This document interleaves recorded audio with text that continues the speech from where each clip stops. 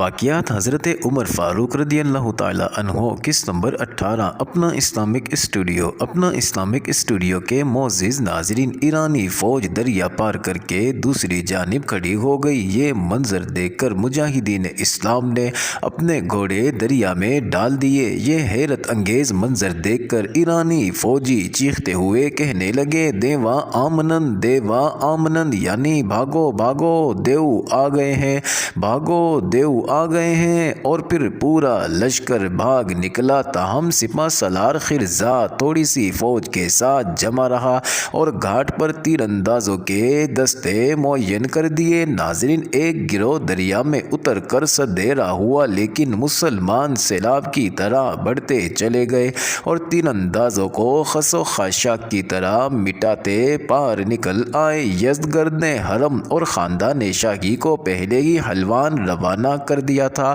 ناظرین، یہ خبر سن کر خود بھی شہر چھوڑ کر نکل گیا۔ سعد مدائن میں داخل ہوئے تو ہر طرف سناٹا تھا۔ نہایت عبرت ہوئی اور بے اختیار قرآنی آیتیں زبان سے نکلی۔ ناظرین، ایوان کسریٰ میں تخت شاہی کے بجائے ممبر نصب ہوا، چنانچہ جمعے کی نماز اسی میں ادا کی گئی اور یہ پہلا جمعہ تھا جو عراق میں ادا کیا گیا۔ ناظرین، محل میں جس قدر مجسم تصویریں تھیں سب برقرار رہنے دی۔ علامہ طبری نے، جو بڑے محدث بھی تھے، تصریح کے ساتھ اس واقعے کو لکھا ہے۔ 2-3 دن ٹھہر کر سعد نے حکم دیا کہ دیوانات شاہی کا خزانہ اور نادرات لا کر یکجا کیے جائیں، یعنی سلسلے سے لے کر نوشیروان کے عہد تک کی ہزاروں یادگاریں تھیں۔ خاقان چین، راجہ طاہر، قیصر روم، نعمان بن منظر، سیاوش، میرام چوبے کی زرہیں اور تلواریں تھیں۔ کسریٰ ہرمز اور کیکوبات کے خنجر، نوشیروان کا تاج زر نگار اور ملبوس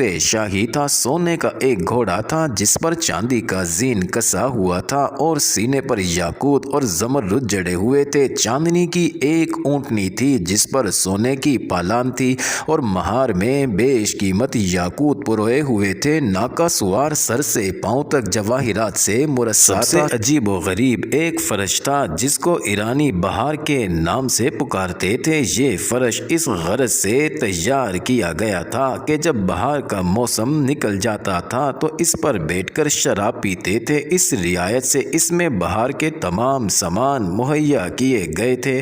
ناظرین، بیچ میں سبزی کا چمن تھا، چاروں طرف جدولیں تھیں، ہر قسم کے درخت اور درختوں میں شگوفے اور پھول پھل تھے۔ ترا یہ کہ جو کچھ تھا زر و جواہر کا تھا، یعنی سونے کی زمین، زمرد کا سبزہ، بکھراج کی جدولیں۔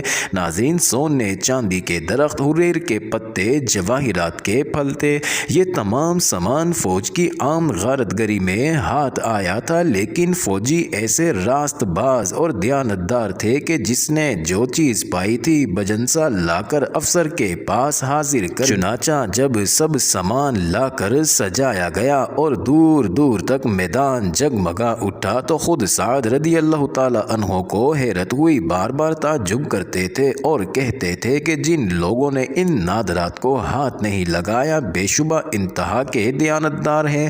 ناظرین، مال غنیمت حسب قاعدہ تقسیم ہو کر 5واں حصہ دربار خلافت میں بھیجا گیا۔ فرش اور قدیم یادگاریں بجنسا بھیجی گئیں کہ اہل عرب ایرانیوں کے جاہ و جلال اور اسلام کی فتح و اقبال کا تماشا دیکھیں۔ ناظرین، حضرت عمر رضی اللہ تعالی عنہ کے سامنے جب یہ سامان چنے گئے تو ان کو بھی فوج کی دیانت اور استغنا پر حیرت ہوئی۔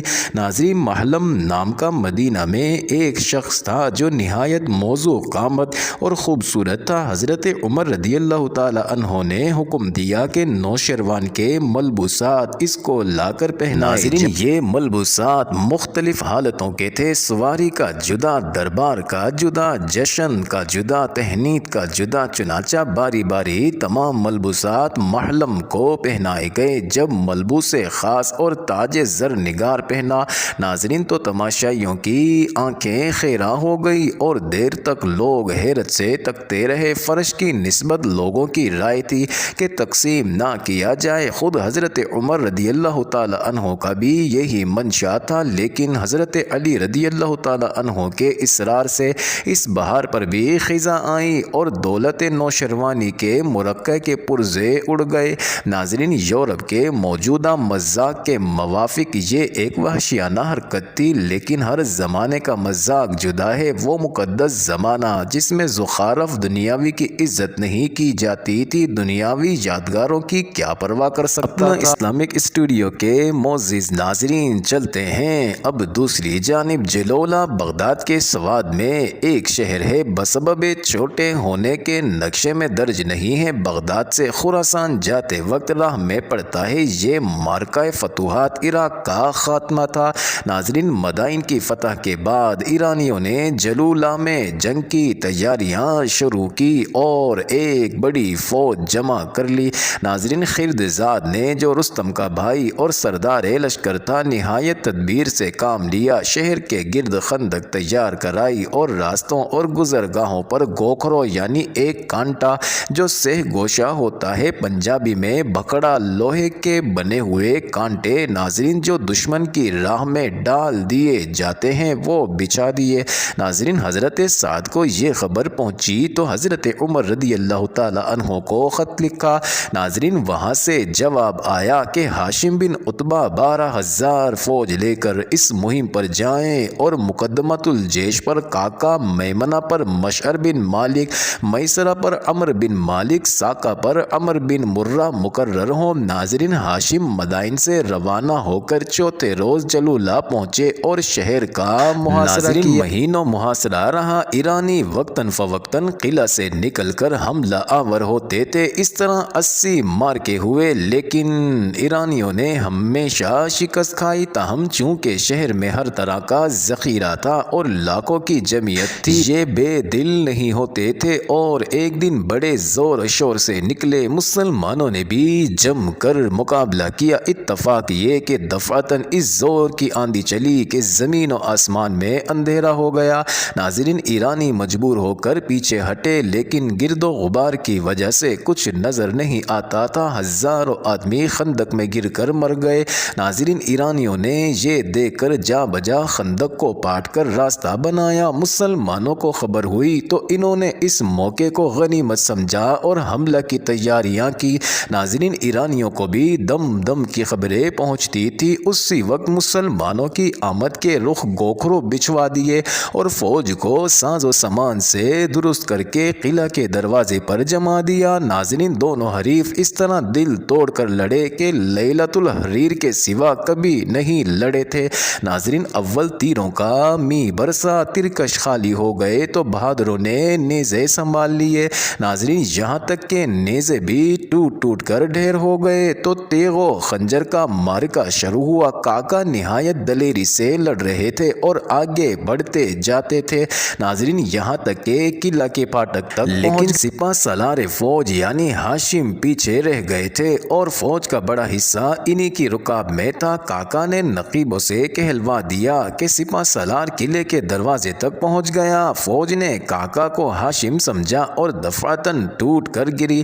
ناظرین، ایرانی گھبرا کر ادھر ادھر بھاگے، لیکن جس طرف جاتے تھے گوکھرو یعنی کانٹے بچھے ہوئے تھے۔ مسلمانوں نے بے دریغ قتل کرنا شروع کیا، یہاں تک کہ مورخ طبری کی روایت کے موافق 1,00,000 آدمی جان سے مارے گئے اور 3 کروڑ غنیمت ہاتھ آئی۔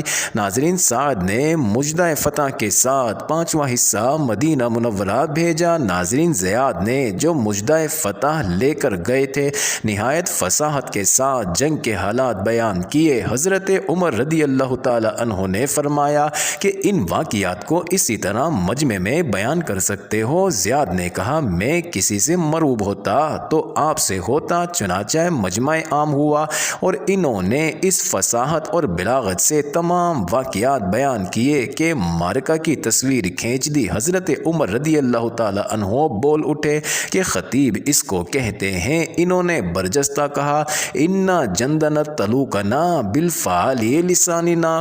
ناظرین، اس کے بعد زیاد نے غنیمت کا ذخیرہ حاضر کیا، لیکن اس وقت شام ہو چکی، اس لیے تقسیم ملتوی رہی اور صحن مسجد میں ان کا ڈھیر لگا دیا گیا۔ عبد الرحمن بن عوف اور عبداللہ بن ارقم نے رات بھر پہرا دیا۔ دیا۔ صبح کو مجمع عام میں چادر ہٹائی گئی، درہم و دینار کے علاوہ انبار کے انبار جواہرات تھے۔ ناظرین، حضرت عمر رضی اللہ تعالی عنہ بے ساختہ رو پڑے۔